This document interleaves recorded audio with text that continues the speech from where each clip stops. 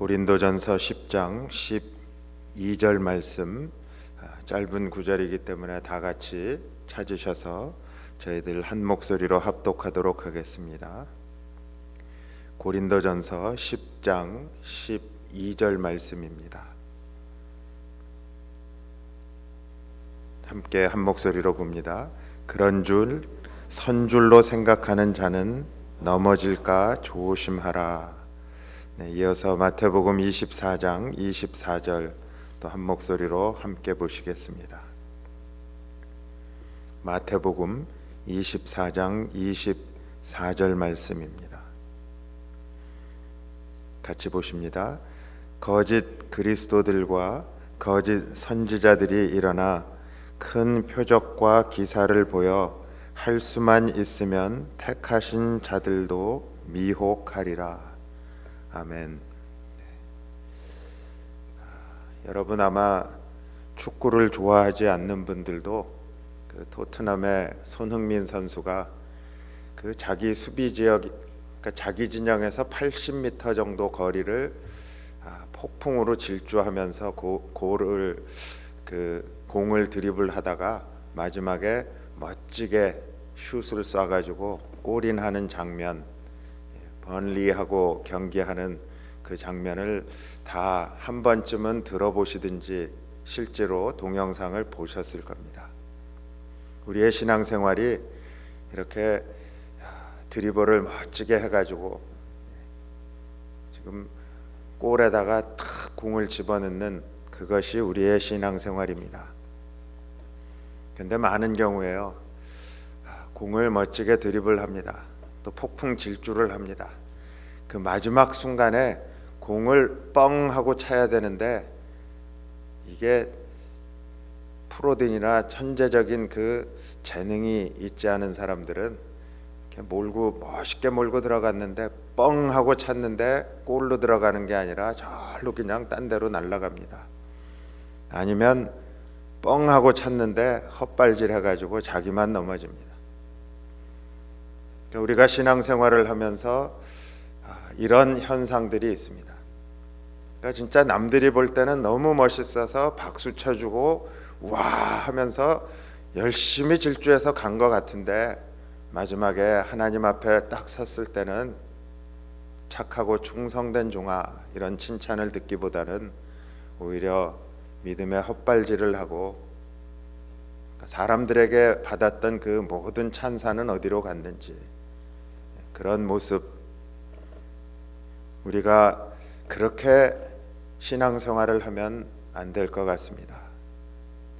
우리가 한번 우리의 신앙을 돌아보면서 지금 마음을 다하고 뜻을 다하고 저희들이 4번에 걸쳐서 마음 2번, 뜻 2번, 그 다음에 나온 것이 힘을 다하여, 앞으로 오늘과 다음번, 다음 금요일 2번 동안 힘을 다한다는 것이 무엇인가? 근데 오늘은 특별히 힘을 다한다고 생각했는데 신앙에 헛발질하는 것, 또 아니면 멋있게 뻥 하고 찼는데 엉뚱한 곳으로 공이 날아가는 그러한 모습의 신앙생활이 아닌지 한번 우리 신앙생활에 나타나는 3가지 현상을 돌아보면서 저희가 마음의 교훈으로 삼고 또 경각심을 가졌으면 합니다. 우리는 지금 기독교 신앙의 본질인 하나님과의 관계를 살펴보고 있습니다. 그러니까 하나님과의 관계 속에서 마음을 다하고 뜻을 다하고 힘을 다하고 목숨을 다하는 겁니다. 이제 저희들 중간 지점에 왔습니다. 이제 중간 지점을 패스해서 힘을 다한다. 하나님과의 관계가 잘 이루어져 있으면 세상의 어떤 것도 두려워할 필요가 없어집니다. 하나님과의 친밀한 관계가 지속되고 있다면 종말에 대한 어떤 미혹에도 흔들리지 않습니다.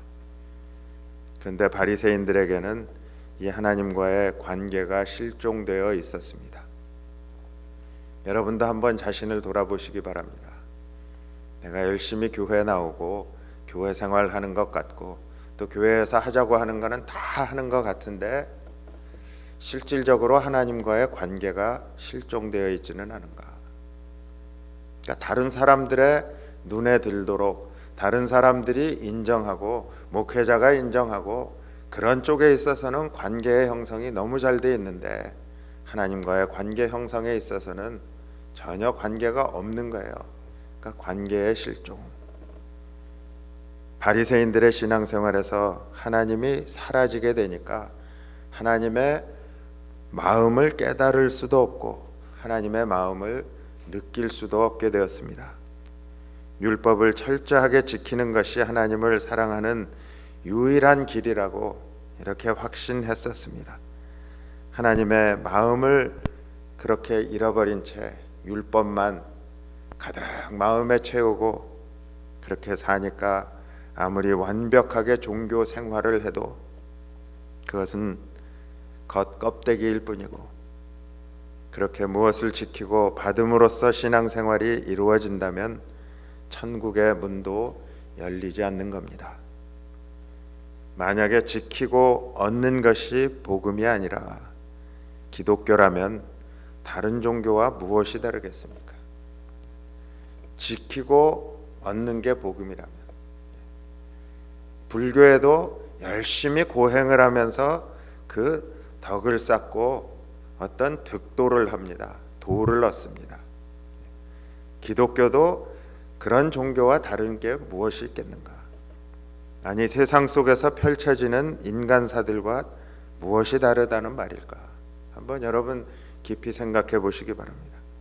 그러니까 기독교 신앙은 하나님과의 관계, 그리스도 예수님과의 관계가 핵심입니다. 지금 아마 귀에 딱지가 앉을 정도로 들으셨어요. 지금 거의 10번 넘게 지금 기독교 신앙의 핵심에 대해서 말씀드리고 있어요. 그래서 관계가 결핍되면 죽을 힘을 다해서 열심히 노력하고 엄청난 것을 이루어낸다고 해도요 모래성과 같을 뿐입니다. 하나님의 영광을 구한다고 아무리 외쳐도요 그것은 자기 욕심에 그쳐버리고 맙니다.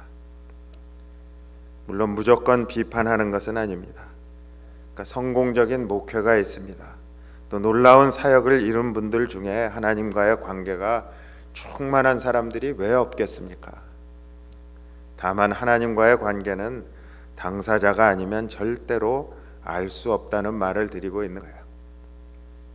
아무리 훌륭한 사람 같아 보이고 아무리 설교를 잘하고 아무리 찬양에 뛰어난 은사를 받은 사람 같아도 그 사람의 실질적인 하나님과의 관계는 본인밖에 정확하게 알 수 없다는 겁니다. 마음을 다하고 뜻을 다하는 삶을 살펴본 후에 힘을 다해 하나님을 사랑하는 것을 우리가 더 깊이 묵상해야 하는데 그러기 전에 오늘은 하나님과의 관계를 가로막는 신앙생활의 그 세 가지 현상, 그것을 같이 살펴보려고 합니다. 이 세 가지는 신학적인 입장이면서 또 교파적인 차이와 입장이기도 합니다. 그러니까 저희 교회, 보스턴 장로 교회를 출석하는 여러분들에게는 지금 목회자인 저 전임 목회자인 전도경 목사님, 그러니까 그 장로 교회가 세워질 때, 그러니까 지금 전도경 목사님에서 머무르는 것이 아니라 계속 올라가서 존 낙스의 스코틀랜드의 장로 교회, 아니 더 올라가서 종교 개혁을 하면서 켈빈이 그렇게 주장을 했던 그 켈빈주의의 그 신학 또 그 교파의 입장을 가지고 저희들이 한번 돌아보는 겁니다. 이민교회에서는 특히 이러한 그 교파적인 신학적인 입장에 있어서 많이 취약합니다. 복음주의라는 그런 속에서 거의 모든 것이 다 좋도록 십자가 아래서 저희들의 범위가 상당히 넓습니다. 그러다 보니까 어떠한 교파의 교회 생활을 하면서 이렇게 부딪히는 경우들이 있습니다. 그러한 것들을 여러분들이 좀 깊이 생각해 보실 수 있기 바랍니다. 이러한 그것은 기독교의 세 가지 색깔이라고 이렇게 할 수 있을 겁니다. 그런데 이런 세 가지 열심을 가지면 스스로 선줄로 생각합니다. 그러니까 오늘 같이 보신 그 고린도전서 10장 12절의 말씀에 그런즉 선줄로 생각하는 자는 넘어질까 조심하라, 그렇게 말씀합니다. 내가 섰다고 생각할 때 오히려 넘어지기 쉽습니다. 왜요? 섰다고 생각할 때는 이렇게 똑바로 서 있습니다. 내가 뭔가 아직 서지 못했다, 그러면 겸손한 마음으로 좀 이렇게 무게중심이 낮아집니다. 그러니까 넘어질 확률이 그래도 좀 적어요. 근데 내가 이제 이만하면 괜찮아 하고 이렇게 딱 쓰면 오히려 더 넘어지기 쉽다는 거예요. 왜냐하면 그것으로 만족하게 되기 때문입니다. 그러니까 내가 쓴 사실 자체, 서 있는 사실 자체로 그저 만족하는 거예요. 그러니까 서 있는 게 신앙생활이 아니고요, 달려가야 되고, 또 아까 말씀드린 것처럼 달려가면서 질주하다가 마지막 중요한 순간에 골을 탁 집어넣어야 되는 게 신앙생활인데요. 물론 전혀 열심이 없는 경우가 더 문제인 것은 틀림없습니다. 아직 서지도 못하고 맨날 그냥 비실비실 신앙생활하는 게 그게 더 큰 문제입니다. 하지만 그런 경우에는 여러분 변화될 가능성이 있어요. 하지만 열심히 있다는 것 때문에 스스로 선줄로 생각하면 한번 꽈당하고 넘어지고 나면 다시 일어나기가 힘든 겁니다. 그 첫 번째가 교회에 예전에 묻혀버린 신앙생활. 뭐예요? 교회 생활에 그냥 묻혀버린 거예요. 첫 번째 현상이 교회 생활에 묻힌 신앙생활이다. 물론 교회 생활에 묻혀야 하는 것 당연한 겁니다. 기독교인이 교회 예배에 열심히 참석하는 것은 지극히 자연스러운 현상 아니겠어요? 오늘날은 오히려 모이지 않는 것이 문제가 되어버렸지만요, 주님을 머리로 하는 몸이 교회이기 때문에 우리 성도들은 자주 모여야 합니다. 지체들이 떨어져 있으면 어떻게 서로 교제를 하겠어요? 그리고 어떻게 서로 격려를 할 수 있겠어요? 항상 붙어 있어야 합니다. 초대교회에도 날마다 모여서 떡을 떼고 교제하고 예배드리지 않았어요? 그러니까 지금 코로나 시대에 가장 힘든 부분이 지금 순 리더 모임을 하고 서로 의견을 주고받으면 그거예요. 항상 줌이라고 하는 좀 이렇게 뻘쭘한 소통 방법 속에 익숙하지 않고 어떻게 온라인으로 서로 교제하는 것이 만나서 교제하는 것을 대체할 수 있겠어요? 그러니까 나오는 사람만 참석합니다. 그러니까 어떻게 하면 좀 참석하지 않는 분들을 같이 이렇게 교제할 수 있도록 온라인이라도 그런 방법이 없을까? 저희들이 고민하는 겁니다. 교회에 모여서 예배를 드리고 함께 기도하고 말씀을 배우면서 다 같이 나가서 전도를 하고 또 정성껏 헌금을 하고 선교와 구제에 사용하도록 그렇게 헌금한다. 그것이 함께하는 그러한 신앙생활인데요. 주중에는 따로 돌아가며 가정에서 모이고 그랬던 그 시절을 한번 되새겨 보세요. 저희 교회도 매주에 한 번씩 구역 모임을 했다. 그런데 그렇게 하기가 지금은 너무 벅찬 거예요. 그렇게 가정에서 모여서 은혜를 나누고 성도들의 기념일이나 또 특별한 날에는 함께 축하해주고 또 어떤 분이 돌아가시면 함께 가서 위로해준다. 김인희 권사님, 그 아버님 돌아가셔서 장례 예배를 드리는데 다른 주예요. 뉴욕 알바니에서. 그런데 여러분들이 가서 이렇게 위로하는 모습, 참 그것이 교회의 진정한 모습 아니겠어요? 지극히 아름다운 신앙생활의 모습들입니다. 이런 일들이 활발하게 일어나는 교회가 바람직한 교회입니다. 이렇게 되기까지 목회자와 성도들이 얼마나 수고하고 헌신했겠어요. 그런데 여기서 놓쳐서는 안 되는 것, 그게 예배와 기도와 찬송과 말씀과 헌신의 진정한 목적이 무엇인가 하는 겁니다. 우리가 왜 주일을 빠지지 않고 또 집회 시간마다 빠지지 않고 나와 예배드리는 진정한 목적이 무엇일까?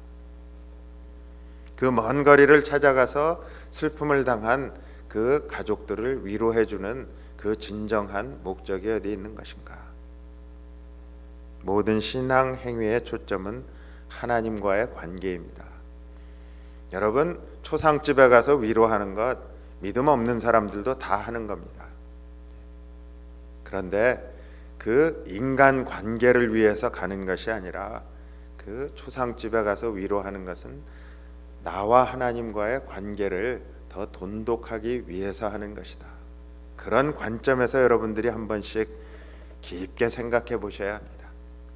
하나님과 더 친밀하고 하나님의 마음을 더 깊이 이해하고 하나님의 뜻을 이 땅에 내가 이 땅에서 살아내기 위해서 주어지는 행위들입니다. 그러니까 하나님의 뜻이 이웃을 내 몸과 같이 사랑하라고 하셨기 때문에 그 하나님과의 관계 속에 하나님의 말씀에 순종하기 때문에 내가 불편하고 내가 좀 시간을 많이 허비해야 돼도 그 먼 거리를 가는 거예요. 또 내 주머니를 열어서 불쌍한 이웃을 돕는 거예요. 그게 나의 만족도 아니고요. 그 사람과의 인간관계도 부수적인 겁니다. 첫 번째 목적은 하나님과의 관계입니다. 하나님이 그렇게 말씀하셨으니까. 하나님과의 관계는 예배와 기도와 찬양과 말씀 등 교회 안의 신앙 행위만 열심히 한다고 되는 거 아닙니다. 안타깝게도 신앙적 행위를 강조하다 보니까요, 그저 교회 생활만 잘하면 되는 것처럼 그렇게 생각합니다. 그러니까 착각하는 거예요. 교회 생활만 잘하면 나 천국 간다. 그래서 자신 안에 있는 세상의 비도덕적이고 비윤리적인 현상은 외면하고요, 오로지 하나님과의 관계에만 몰두해야 하는 거예요. 여러분, 우리가 왜 이중적인 생활을 하면서 세상 사람들한테 기독교인들이 교회가 지탄을 받습니까? 세상에 비도덕적이고 비윤리적인 거 내 마음속에 그대로 놔두고 그냥 그저 교회 생활만 잘하면 된다고 생각하는 거 아니에요. 근데 하나님은 내 안에 있는 그 비도덕적인 것, 비윤리적인 것 너무너무 미워하시기 때문에 그 하나님과의 관계를 돈독하게 사랑의 관계로 하기 위해서는 우리가 힘을 다해서 내 안에 있는 그런 것들을 제거해 버려야 한다. 신앙생활을 통해서 행하는 예배와 기도와 헌금, 그런 눈에 보이는 것들에만 열심을 한다는 거예요. 근데 그것 중요합니다. 오해하고 듣지 마세요. 중요합니다. 그렇지만 그것을 행하는 궁극적인 목적은 하나님과의 관계 때문에 하는 겁니다. 예를 들어서 교회 안에서 하나님과의 관계는요, 세상에서 행해야 하는 일들을 헌금 한 가지로 해결하려고 할 수도 있습니다. 그러니까 그냥 헌금 하나 많이 해가지고 하나님과의 관계가 잘 된다. 또 뭐 교회에 일들이 있어요. 그러면 거기에 그냥 열심히 봉사하면 나머지는 그저 다 잘 되는 거다. 다 착각이라는 거예요. 성경에서 이웃을 자기 자신처럼 사랑하라고 했을 때요, 그것은 실생활에서 내가 내 몸으로 부딪혀야 하는 그런 일인데 그걸 헌금으로 대체하려는 거예요. 그러니까 나 교회에다가 헌금했으니까 실제로 내 주위에 그렇게 가난한 자가 있는데, 불쌍한 자가 있는데 그 사람은 구제하지 않는 겁니다. 그러니까 종교 생활, 헌금 생활로 대체하려는 것, 하나님과의 관계가 바로 서지 못하는 거예요. 헌금은 당연히 해야 하는 것이지만요, 헌금으로 삶을 대신하고 복을 받으려는 그런 모습이 된다면 하나님과는 아무런 관계가 없는 물질 생활일 수 있다는 사실을 우리가 깨달아야 합니다. 교회 생활에만 집중하는 교회는요, 이제 좀 개선이 되어야 돼요. 우리도 우리 자신의 신앙생활을 한번 돌아보면서 교회 생활에만 집중했다고 하면 다시 한번 이제 돌아보고 우리가 개혁해야 한다, 개선해야 한다는 거예요. 분명히 하나님 중심적인 신앙생활을 하기는 하는 것 같은데 하나님의 마음을 내가 실제로 느끼지 못한다면 그것은 하나님 중심이 아니라는 겁니다. 하나님의 마음을 느끼려면 우리가 하나님 말씀대로 또 고지곳대로 순종하고 한번 실천해 봐야 되는 거 아니에요. 마음에 의심이 있다고 해도 하나님 말씀 속에 그렇게 이야기하시니까 내가 아멘 하면서 한번 실천해 보겠습니다. 왜요? 그렇게 함으로 하나님과의 관계가 좀 더 개선이 되고 하나님 앞에 가까이 갈 수 있기 때문에, 그리고 하나님의 마음을 느낄 수 있기 때문에. 그러니까 우리가 하나님의 마음을 느끼려면요, 좀 이웃을 사랑해 봐야 하나님의 사랑을 알 수 있는 거 아니에요. 그러니까 결혼을 해가지고 자녀를 낳기 전까지는 하나님의 사랑에 대해서 머릿속에 관념적으로 압니다. 교리적으로 압니다.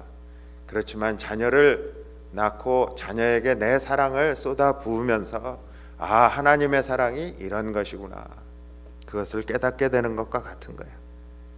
하나님의 사랑은 이웃 사랑을 통해서 실현될 수 있기 때문에 하나님이 그저 너희는 마음을 다하고 뜻을 다하고 힘을 다하고 목숨을 다해서 주 너의 하나님 여호와를 사랑하라, 그 한마디만 하셨을 거 아니에요.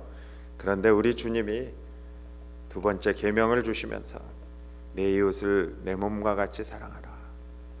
왜요? 하나님의 사랑은 이웃 사랑을 통해서 온전히 실현되는 것이기 때문에. 그래서 하나님께서 긍휼히 여기신다는 말씀도 그 사람의 형편을 동정하는 것이 아니라, 그러니까 동정하는 것은 그냥 아이고 참 안 됐다 마음으로 그냥 동정하는 게 아니라요, 그 사람의 마음이 된다는 뜻이에요. 그러니까 하나님의 긍휼이 바로 그거예요. 하나님의 긍휼이 그것이기 때문에 전혀 죄가 없으신 예수 그리스도께서 죄인이 되신 거예요. 그게 하나님의 사랑이고 하나님의 긍휼이다. 그것이 하나님의 마음이라는 거예요. 하나님은 성도와 교회를 통해서 하나님의 사랑을 펼쳐 나가시는 겁니다. 그렇기 때문에 그 예전 중심, 그러니까 교회 그 생활 중심, 그런 신앙생활을 하는 성도들은 작은 것이라도 무조건 말씀대로 한번 순종해보는 경험이 필요합니다. 그러니까 우리들 다 지식도 있고 하기 때문에요, 강단에서 뭐라고 이렇게 권면의 말씀을 드려도 나름대로 머리로 다 판단합니다. 에휴, 목사님 그냥 목사님이니까 그런 얘기하지, 실제로 삶 속에서 목사님 전혀 이해도 하지 못하면서 왜 그런 얘기 하십니까? 그런 사소하고 작아 보이는 것에도 순종할 수 있는가, 그런 경험이 필요하다는 거예요. 교회도 사회 속의 일원이기 때문에 세상 속에서 어떻게 복음을 살아낼 것인가 하는 것을 염두에 두어야 하는 겁니다. 그러니까 우리가 예배에만 몰두하게 되면은요, 결코 알 수 없는 그 하나님의 마음을 우리가 실제로 시간을 내 가지고 보스턴 시내에 보스턴 카먼에 있는 홈레스들, 불쌍한 사람들, 이웃과 사회에 그러한 하나님의 마음을 펼쳐 보여줄 때 비로소 깊이 깨달을 수 있는 겁니다. 물론 먼저 예배 생활에 충실해야 합니다. 그래서 예배 생활 속에서 펼쳐 보일 수 있어야 비로소 복음은 사람들에게 진리가 되는 겁니다. 그러니까 교회가 성장을 하고 좀 자라난 교회, 45년 정도 됐으면 이제 중년을 향해 달려나가는 교회인데, 그러한 교회라면 이제는 그저 예배드리면서 나 혼자 감격하고 우리끼리 좋고 우리끼리 그런 것이 아니라 사회를 향하여 우리가 주님의 마음을 가지고 나가서 한번 사랑을 실제로 실천해 보면서 아, 이게 하나님의 긍휼하신 마음이구나. 여러분, 보스턴 카먼에서 홈리스 사역하면요, 야, 홈리스들이 어떻게 또 그렇게 야갔는지요. 숲을 이렇게 나눠주면은 받아먹고 금방 저 뒤에 가서 또 줄 서는 거예요. 그러니까 정신없이 국만 퍼주다가 보면 모르는데 좀 여유 있게 이렇게 사람 얼굴 보면서 하나님이 당신을 사랑합니다 이렇게 말하면서 보다 보면 아, 그 사람 좀 전에 받아갔는데 또 와요. 그러면 그럴 수도 있겠지. 근데 세 번째 오면 약간 이제 열이 받습니다. 근데 네 번, 다섯 번 오면요, 야, 여기서 한마디 탁 나가고 싶은데 하나님이 나를 향해서 내가 맨날 똑같은 죄 계속 짓고 있는데 하나님이 거기서 한마디 소리치시면 나는 과연 어떻게 될까? 그런데도 하나님이 참고 나를 안아주시고 용서하시고 포용하신다는 그 생각을 하면서, 그런 깨달음이 어디서 옵니까? 교회에서 예배만 드려가지고 깨닫습니까? 아니잖아요. 그러니까 가정에서 서로 자녀들과 또 부모님과 항상 좋은 관계가 아니라 좀 힘든 관계, 어려운 일들을 당하면서 그래도 용서하고 그래도 품어주면서 그러면서 깨닫는 거 아니에요. 그러니까 우리가 교회 생활에만 그냥 묻혀 사는 것 별로 바람직한 생활이 아닙니다. 어떤 면에서는 신앙의 세 가지 색깔이라고 했는데 아마 굉장히 다수의 장로교회 교인들이 이런 신앙생활을 하고 있습니다. 두 번째로 신비 속으로 들여가려는 그러한 신앙의 태도가 있습니다. 그러니까 하나님과의 올바른 관계를 가로막는 두 번째 현상은요, 하나님과의 친밀함을 위해서 그러니까 신비한 것 속으로 그냥 계속 파고 들어가려는 거예요. 교회 예배에 집중함으로써 오히려 잃어버릴 수도 있는 그 하나님과의 친밀함을 각종 은사를 통한 신비를 추구함으로써 하나님과 직접 교류하라는 그런 자세예요. 그러니까 우리가 신비주의라고도 하고요, 은사주의라고도 하는 거예요. 이것 역시 기독교 신앙의 중요한 한 부분입니다. 제가 뭐 이렇게 절대로 비하하거나 비아냥거리는 그런 말씀을 드리는 게 아니라 중요한 신앙의 한 부분이에요. 물론 예배 생활을 하면서도요, 그 중에서 은사적인 부분을 강조하면서 성령님의 그 역사를 직접 체험하는 데 힘을 쏟는 그런 믿음이 있습니다. 제가 말씀드리는 게 그런 믿음, 그걸 말씀드려요. 그래서 기도 참 많이 합니다. 그리고 영적인 현상과 성령의 능력을 중심으로 신앙생활합니다. 그러니까 주님이 오늘은 이렇게 이야기하셨다. 하나님의 음성을 들었다. 내가 기도하는데 하나님이 나에게 방언 기도, 방언이 터지게 해주셨다. 병 고치는 은사를 주셨다. 은사를 추구하고 표적을 강조하는 이런 신앙도 좋은 점이 참 많습니다. 신앙생활에 힘이 있고요, 확신이 있고 또 각종 증거들이 드러나게 되니까 더 열심히 신앙생활 거기에 매진할 수 있게 되는 그런 점들이 있어요. 그런데 여러분, 성경 자체가 신비가 아닙니까? 이 성경 자체가 신비 아니에요? 하나님의 천지 창조와 예수님의 부활이 모두 우리의 머리로는 헤아릴 수 없는 그러한 신비한 현상들, 그러한 일들입니다. 우리들이 예수님을 주님으로 믿고 받아들이는 그 현상 자체가 이미 신비한 거 아니에요? 그래서 처음 믿는 사람들은 이성으로 이해할 수 없는 그런 신비한 체험을 통해서 확신을 얻고 세상에서 승리할 수 있게 됩니다. 그래서 하나님이 그런 체험을 할 수 있게 해주세요. 근데 거기에만 매달려 있는 신앙이에요. 그러니까 막상 성경 자체가 전부 다 신비한 것인데 성경 말씀은 잘 모릅니다. 아유, 저는 성경 말씀만 보면 이렇게 머리가 지끈지끈 아픕니다. 그래서 저는 조용히 기도하면 하나님이 나에게 말씀해 주시는 것, 그 너무너무 좋아요. 많은 분들이 그렇게 말씀해요. 그런데 내 마음속에 조곤조곤 얘기해 주는 게 성령의 음성인지 악한 영의 음성인지 여러분들이 뭘로 구분하시겠어요? 오늘 저희들이 같이 본 그 말씀에 보면 거짓 그리스도들과 거짓 선지자들이 일어나 큰 표적과 기사를 보이면서 할 수만 있으면 누구를 미혹한다고요? 택하신 자를 미혹한다 그랬어요. 하나님 말씀하고 너무 비슷한 거예요. 비슷한 이야기 합니다.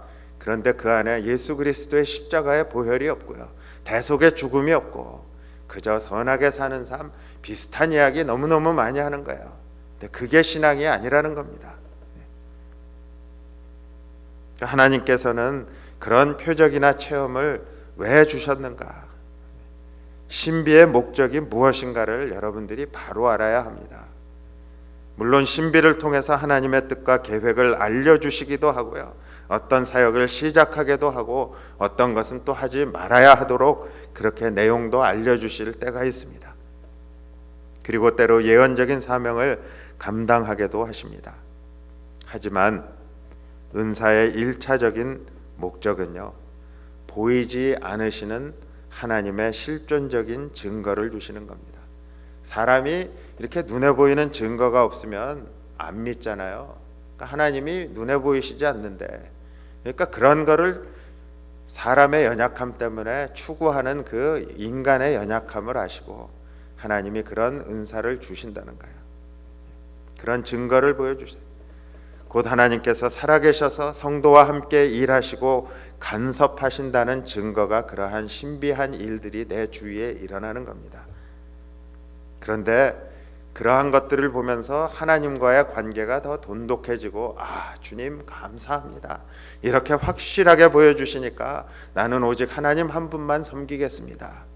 그게 아니라 어떻게 됩니까?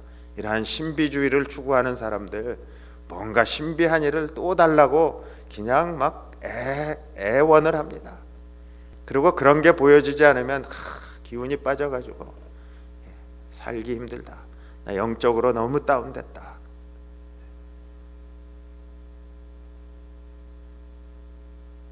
자꾸 신비 속으로 들어가려고 할 때요, 생길 수 있는 부작용은요, 말씀보다 은사를 더 소중하게 여기게 된다는 겁니다. 그러니까 영적인 쾌감을 탐닉합니다. 그리고 지적인 말씀의 탐구는 귀찮아합니다. 그러니까 영적인 것만 탐닉하고요, 지적인 말씀의 탐구는 그냥 소홀히 하는 거예요. 모든 것을 예언에 의존하게 된다거나요, 병 고침도 안수를 통해서만 하려고 하고 병원에 안 가는 거예요. 그러니까 그냥 안수기도만 받고 나려고 하는 거예요. 신비한 현상을 통해서 미혹되기 쉬울 뿐만 아니라 한 번 빠지면 결코 헤어나지 못하게 되기까지 하는 거예요. 그런데요, 무당들도 은사자들보다 더 신비한 현상들을 일으킬 수 있다. 그것이 지금 저희들이 함께 본 마태복음 24장 24절의 주님의 교훈입니다. 다시 한번 말씀드려요. 거짓 그리스도와 거짓 선지자들이 일어나 그 표적과, 아주 큰 표적과 기사를 보여 할 수만 있으면 택하신 자들도 미혹하리라. 여러분, 하나님 말씀에 구원이 있습니다. 말씀을 듣고 마음으로 믿고 입으로 시인해서 구원을 온전히 이루는 거예요. 여러분, 영적인 은사를 가지고 구원을 받는 게 아니라 하나님의 말씀에 구원이 있다. 참 중요한 사실입니다. 근데 하나님 말씀에 가까이 가는 것을 방해하는 사탄의 전략이 무엇인가? 지금 신비한 일들이 일어나게 하면서 그것만 추구하게 만드는 거야. 그러면서 하나님 말씀으로부터 점점 멀어지게 만드는 것, 우리가 가장 조심해야 하는 겁니다. 영적인 신비 현상은 위험성을 조심해야 할 필요가 있는 또 다른 이유가 있는데요, 아무리 뛰어난 은사자라고 해도요, 100% 하나님의 음성만을 듣는 것이 아니라는 것, 제가 아까 말씀드렸어요. 분명히 신비한 이야기, 성경의 이야기 같은 그러한 마음의 깨달음이 옵니다. 그런데 그게 전부 다 100% 성령 하나님의 음성이 아닐 수도 있다는 거예요. 100% 하나님의 음성을 들었다고 해도요, 그것을 어떻게 적용할까에 대해서는 반드시 하나님의 말씀의 기준으로 판단해야 합니다. 천하에 없는 음성을 들었어도요, 그것을 적용하는 일은 또 다른 사역일 수 있기 때문에 그렇습니다. 하나님의 음성을 들어도 우리가 말해야 할 때가 있고 말하지 말아야 할 때도 있는 겁니다. 아무리 신묘막측한 그런 능력을 행한다, 저희들 남미에서, 브라질에서 이렇게 이빨을 금이빨로 탁 바꾸는 그러한 신비한 능력을 가진 분이 와서 미국에 쫙 집회를 하면 평소에 몇십 명 모이던 교회도요, 막 그냥 1000명 이상 모여가지고 그냥 바글바글합니다. 아무리 그런 신묘막측한 능력을 행할 수 있더라도 그 자체의 목숨을 걸 수는 없는 겁니다. 삶의 하나님의 마음이 투영되지 않으면, 그러니까 내 삶 속에 하나님의 말씀이 이렇게 비춰지지 않으면, 투영되지 않으면 그냥 신비한 현상일 뿐입니다. 그리고 그런 은사가 부족한 사람들을 얕보게 됩니다. 그러니까 아유, 당신은 아직도 그런 은사 못 받았어. 나는 마음만 먹고 탁 깊이 기도하면 방언이 막 팡팡 터지는데 당신은 아직도 방언 기도 못해. 그렇게 얕보는 거예요. 그리고 그 은사를 사용해서 누군가를 지배하려고 한다면 그것은 하나님의 마음을 전혀 알지 못하는 그저 기독교 무당밖에 되지 않는 겁니다. 신앙생활을 그렇게 해서 되겠어요? 그래서 하나님이 우리에게 참 좀 두꺼운 책 같지만 이 성경 말씀을 우리 손에 쥐어주신 겁니다. 우리의 힘으로는 깨달아 알 수 없기 때문에, 악한 영도 이야기하기 때문에 하나님의 말씀을 주신 것이다. 물론 은사자들도요, 반드시 성경 말씀을 제시합니다. 그런데 그런 행위 자체만 놓고 보면 분명히 성경 중심적인 자세 같아 보입니다. 그렇지만 적용하는 성경 말씀들을 보면 대부분 은사와 응답에 관련된 말씀들밖에 없습니다. 그래서 응답받아서 성공하고 응답받아서 번영한다는 그런 이야기만 합니다. 그러니까 저희들 귀가 솔깃하죠. 성공한다는데, 번영한다는데, 형통한다는데. 대부분 이 땅에서 받을 복에 집중되어 있는 것이 그들의 특징입니다. 그런 것 좋은 거 아니냐 이렇게 이야기하실 수도 있어요. 하나님 말씀 속에 있는 건데 좋은 거 아니냐. 하지만 더 깊은 하나님과의 만남과는요, 오히려 더 멀어질 수 있다는 거예요. 하나님의 말씀을 버리고 낮추고 희생하라는 것, 하나님의 말씀은 우리에게 뭐를 이야기합니까? 성공하고 번영하고 형통하는 그런 이야기를 하기보다는 오히려 우리에게, 특히 주님이 오신 이후에, 복음서 이후에 신약에 보면 버리고 낮추고 희생하라, 그것이 하나님 말씀의 중심입니다. 하나님 없이는 아무리 크게 성공해도 그게 무슨 소용이 있겠어요? 특히 은사 중심적인 신앙은요, 세상 속에서의 역할은 전혀 무시하는 경향이 있습니다. 그러니까 사회 참여라든지 세상을 향한 헌신 같은 것들은 다 잊어버리고 성령님이 주시는 그 표적에만 몰두합니다. 그러니까 이웃 구제하는 거 별로 없습니다. 선교하는 일도 별로 없습니다. 나가서 선교하는 게 아니라 신비한 일들이 우리 교회 오면 일어나니까 우리한테로 와라. 그러니까 방향성이 지금 틀린 거예요. 주님은 복음을 들고 땅끝까지 가라고 하셨는데 이들의 특징을 보면 그냥 이 신비한 현상이 일어나는 우리 교회로 오라는 거예요. 우리한테 와라. 여러분, 하나님의 계명은 하나님 사랑과 이웃 사랑입니다. 10계명 다 못 외우고 머리가 복잡하다 이런 분들 그냥 간단하게 주님이 두 가지 말씀하신 거 아니에요. 하나님 사랑, 이웃 사랑. 어느 한쪽에 치중이 되면 그것은 참된 복음이 아니라는 겁니다. 각종 표적은요, 하나님 사랑과 이웃 사랑을 돕는 도구로서의 역할을 하도록 우리에게 주시는 겁니다. 그러니까 결코 표적 중심이 아닙니다. 세례 요한은 아무런 표적도 행하지 않았지만 사람들은 그가 선포한 말을 다 믿었습니다. 그래서 요한복음 10장 41절에 보니까 많은 사람이 왔다가 말하되 요한은 아무 표적도 행하지 아니하였으나 요한이 이 사람을 가리켜 말한 것은 다 참이라 하더라. 그러니까 요한이 예수 그리스도에 대해서 증거한 모든 말은 다 참된 진리다. 표적 없이도 그렇게 인정받았어요. 왜요? 진리의 말씀만을 증거했기 때문에. 마지막 세 번째 현상은요, 세상에서의 행위로 이렇게 좀 담아내려고 하는 신앙생활이에요. 하나님과 올바른 관계를 가로막을 수도 있는 세 번째 현상이요, 하나님의 마음을 이 세상에서의 행위로만 담아낼 수 있다고 생각하는 겁니다. 그러니까 교회 생활은 좀 등한시하는 거예요. 그러니까 세상 안에서 그런 사람들은 교회 안에서 행하는 신앙생활보다는 좀 사회 속에 들어가서 하나님 뜻대로 사는 것이 더 중요하다, 그렇게 이야기합니다. 가난하고 소외된 사람들을 위해서 사회에서 할 수 있는 그 모든 수단을 다 동원합니다. 그러니까 적극적인 사회 참여를 주장합니다.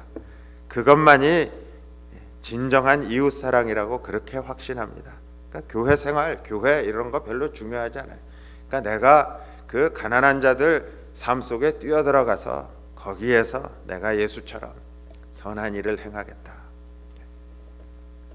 이 땅에 하나님의 나라를 세우는 것을 하나님의 마음이라고 생각하고 정치적인 수단을 동원합니다. 그래서 실정 법을 위반해 가면서라도 하나님의 정의를 구현하기 위해서 온 힘을 다 쓰는 사람들입니다. 그리고 개교회와 지역에 집중하는 사람들, 그들은 비겁한 자다, 이렇게 비판합니다. 그러니까 사회 정의를 구현해야지 뭐 교회 안에 갇혀가지고 자기들끼리만 그렇게 하는 거, 이렇게 비판해요.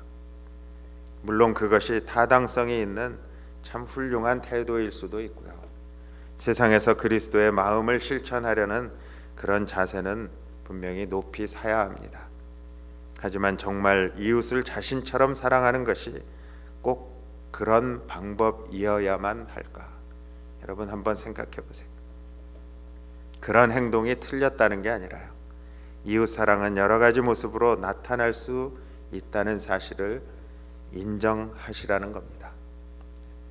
꼭 그런 식으로 운동을 펼쳐야 사회 참여가 되는 것, 그리고 이웃을 사랑하는 것인가 한번 생각해 보시라는 거예요. 정말 오른손이 하는 일을 왼손이 모르도록 하는 것을 넘어서 아예 오른손과 왼손이 무엇을 하는지도 모르게 자신을 희생하고 헌신하는 성도와 사역자가 얼마나 많습니까? 사회에 참여해가지고 막 구호를 외치고 모든 사람들이 보면서 야, 저 사회 정의를 구현하는 저 사제들 한번 봐라. 이게 교리와 교파 사이에 커다란 차이가 일어나고 있는 겁니다. 저희들은 그런 것보다는 오히려 하나님의 절대적인 주권과 섭리를 믿기 때문에 그렇게 하지는 못한다 할지라도 무릎 꿇고 하나님 앞에 눈물로 간구하며 기도해야 합니다. 그런데 우리 개혁주의 교회들을 보면 기도도 하지 않고 사회 참여도 하지 않고 어정쩡하게 그러면서 신앙생활, 교회 중심 안에 그냥 교회 생활에 그냥 묻혀서 사는 사람들, 우리가 좀 깊이 깨달아야 하는 겁니다. 세상 속에서 실천적인 행위를 강조하는 성도들에게 공통적으로 확인할 수 있는 것은요, 예수님에 대한 확신이 결여되어 있는 것이 아닌가 하는 점입니다. 그런 교파의 목사님의 설교를 듣다 보면 사람들의 참 선한 삶, 하나님의 정의, 하나님의 사랑, 이런 이야기들은 많이 합니다. 그런데 예수님이 없습니다. 예수님에 대한 언급이 없습니다. 예수님의 십자가의 보혈, 피 흘리심을 이야기하지 않습니다. 그런데 많은 성도님들은 그런 것을 구분하지 못합니다. 하나님 사랑 이야기하고 뭐 사회 정의를 구현해야 한다고 하니까. 그런데 저희들에게 힘을 주는 그 능력이 되는 것은요, 예수 그리스도의 보혈입니다. 예수 그리스도의 십자가입니다. 그 십자가를 증거하지 않으면 비슷해 보이지만 전혀 다른 것일 수 있다는 거예요. 그 마음의 동기가 전혀 다른 것일 수 있다.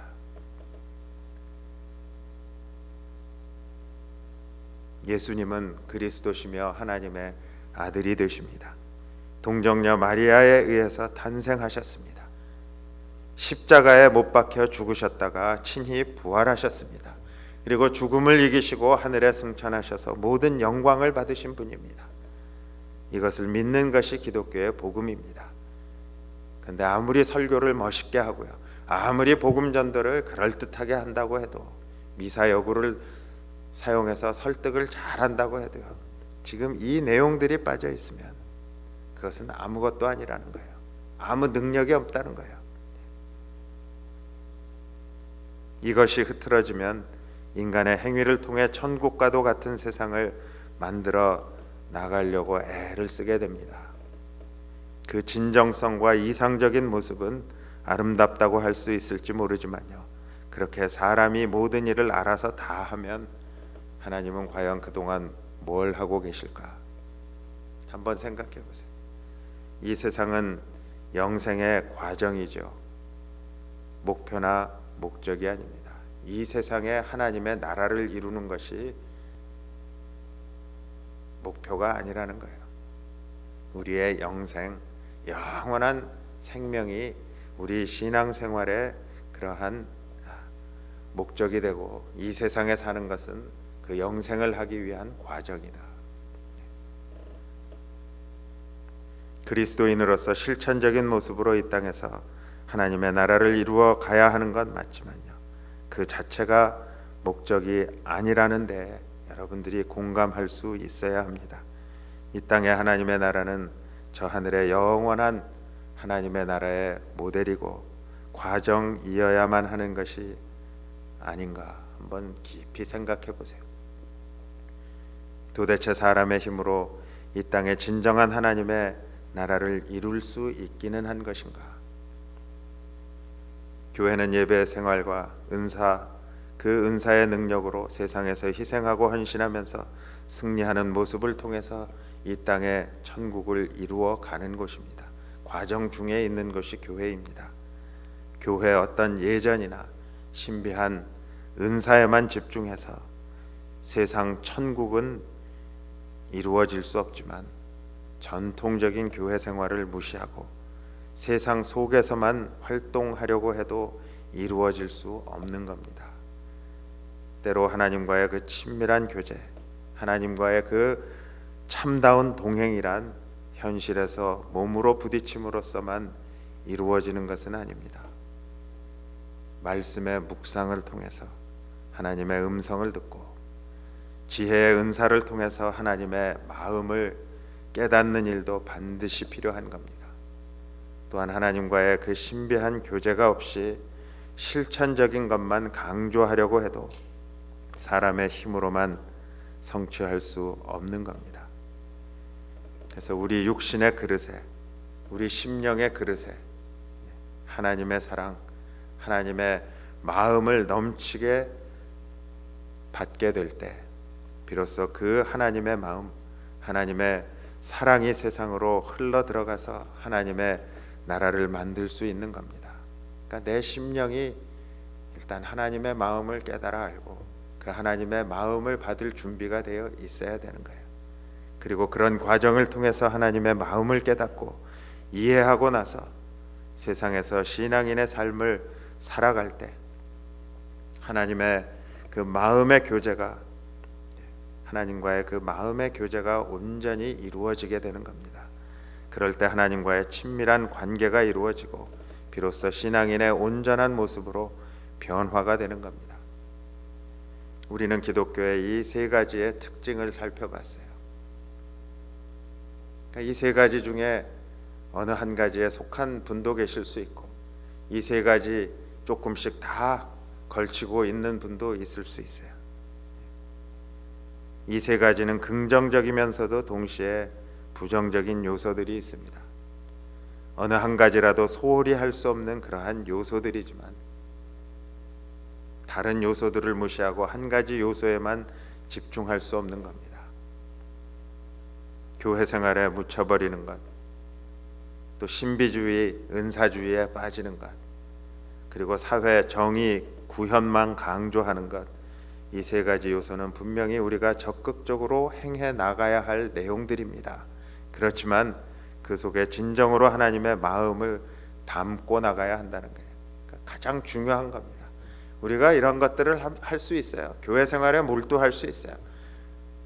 은사를 사모할 수 있어요. 또 사회 정의 구현을 위해서 열심히 정치도 하고 뭐 여러 가지 일 할 수 있어요. 그런데 하나님의 마음을 담고 그런 일들을 해야 한다는 겁니다. 그것이 진정한 복음이다. 진정한 복음으로 교회 생활에 헌신하고요, 신비한 것보다는 말씀의 능력으로 사회에서 정의를 구현하기 위한 사랑의 그 관용과 포용으로 무장한 그 힘을 다해서 하나님을 사랑하라는 거예요. 그러니까 치우친 힘이 아니라 하나님의 마음을 담아서, 하나님의 뜻을 가득 담아서, 하나님이 주시는 힘을 다해서 우리가 하나님을 사랑해야 한다. 그것이 지금 성경에서 오늘 우리들이 깨닫기를 원하시는 중요한 교훈입니다. 그러한 깨달음이 우리에게 있고 또 어느 한쪽에 치우치지 않는 그러한 균형 있는 신앙생활을 하는 우리 모두가 될 수 있기를 주님의 이름으로 축복합니다. 사랑의 아버지 하나님, 감사합니다. 오늘도 저희들에게 귀한 시간을 허락하여 주셔서 우리들의 신앙의 모습을 돌아볼 수 있도록 은혜 주신 것 감사합니다. 저희들이 열심히 하나님을 사랑하고 믿는다고 그렇게 생각하고 있지만 실제로 저희들의 행동 한가운데 중심에는 하나님의 마음이 없고 그저 세상을 향한 마음, 자기 자신 중심적인 그러한 마음을 가지고 교회 생활 또 은사를 사모하고 또 사회에서 정의를 구현하려고 노력했던 저희들의 모습이 혹시 있지는 않았는지 이 시간 깨닫게 하여 주시는 대로, 깨달은 대로 우리의 힘으로 감당할 수 없는 그러한 변화와 개혁이 오니 우리 성령 하나님께서 우리의 연약함 중에 도와주시는 그 성령의 능력으로 함께하여 주셔서 우리 교회가 또 우리 성도님 한 분 한 분의 삶이 하나님을 향한 하나님의 마음을 듬뿍 담아낼 수 있는, 하나님의 말씀으로 흠뻑 젖어서 살 수 있는 그러한 은혜의 성도들, 능력의 성도들이 될 수 있도록 하나님 축복하여 주시옵소서. 예수님의 이름으로 감사하며 기도드렸습니다.